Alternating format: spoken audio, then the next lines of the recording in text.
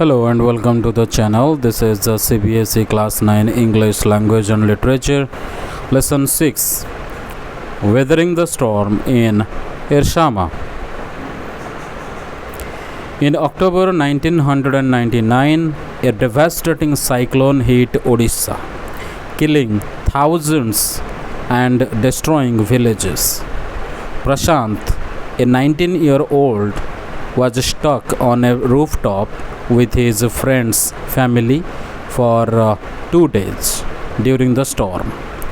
After the rain stopped, he trekked 18 kilometers through floodwaters to reach his village Kalikudda, fearing his family was dead. Upon arriving, he found his home destroyed but was overjoyed to reunite with his grandmother and family at a Red Cross shelter. Seeing the desperate situation in the shelter, Prashant took charge. He organized youths and elders to get food, cleaned the shelter, and arranged for helicopter food drops by signaling with utensils.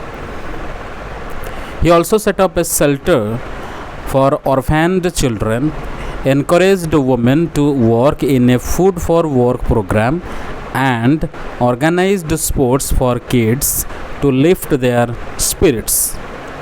Prashant resisted government plans to send orphans and widows to institutions, advocating for their resettlement within the community.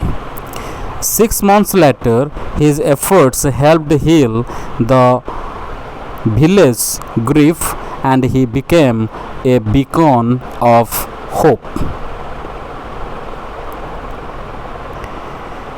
In October 1999, a massive cyclone struck the coastal state of Odisha, India, killing thousands of people and destroying countless homes and villages.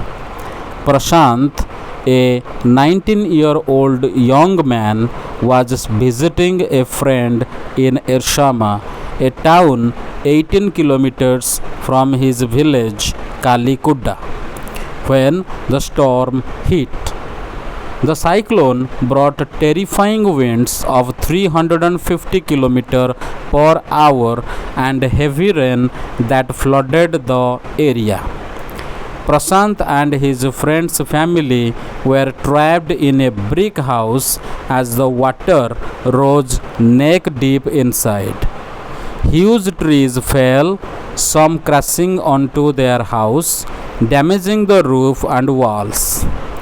To escape the rising water, they climbed onto the rooftop where they stayed for 2 days, cold and hungry, surviving on tender coconuts from 2 trees that had fallen onto the house. When Prashant looked around in the early morning light, he was shocked by the destruction. The entire area was covered in brown floodwater, with only a few cement houses still standing. Dead animals and human bodies floated everywhere, and massive trees were uprooted. For 2 days, Prashant worried about his family, wondering if they had survived, especially since he had lost his mother 7 years earlier. When the rain finally stopped, he decided to return to his village, despite his friend's family begging him to stay because the flood waters were still dangerous.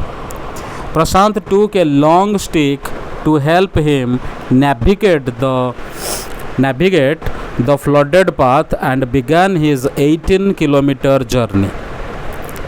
The water was sometimes waist deep, and he had to swim in places where the road was submerged. Along the way, he met two friends of his uncle, and they continued together.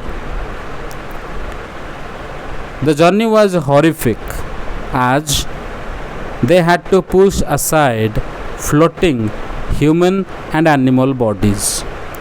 Every village they passed was almost completely destroyed, and Prashant began to lose hope, crying as he feared his family was gone. When he reached Kalikudda, his heart sank. His home was reduced to a few pieces of the roof, with belongings tangled in trees.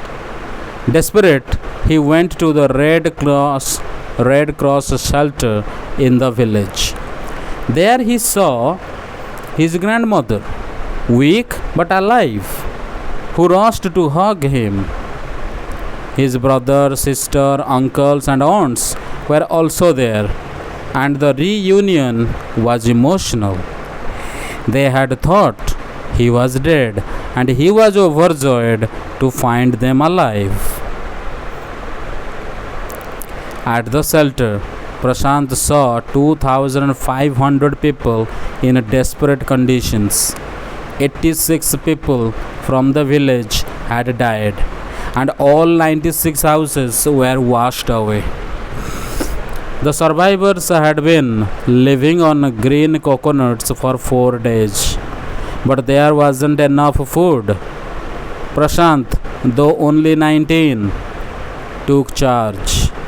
He gathered a group of young people and elders to demand rice from a local merchant. They succeeded, and despite the rice being rotten, they cooked it over a fire made from fallen branches, feeding everyone for the first time in days.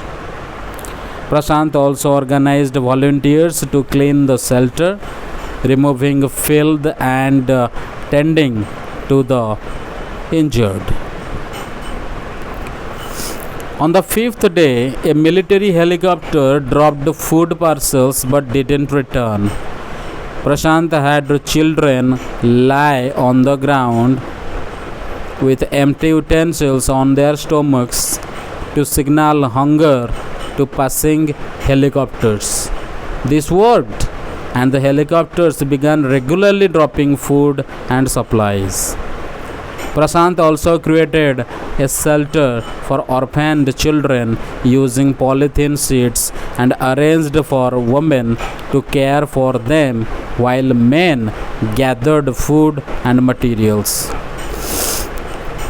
To help people cope with their grief, he involved women in a food for work program run by an NGO and organized cricket matches for the children as he loved the sport himself. The government planned to send orphans and widows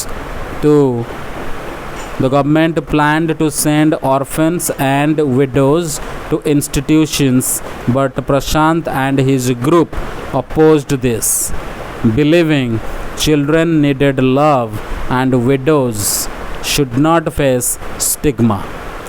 Instead, they suggested resettling orphans with childless widows in the village to form new families. 6 months later, Prashant's efforts had helped the village recover.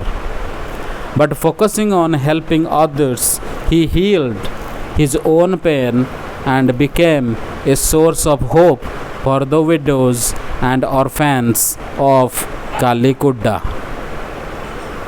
Thank you very much. If you find this video helpful, please like, share, comment the video, and also do subscribe to our channel. Thank you very much for the watching.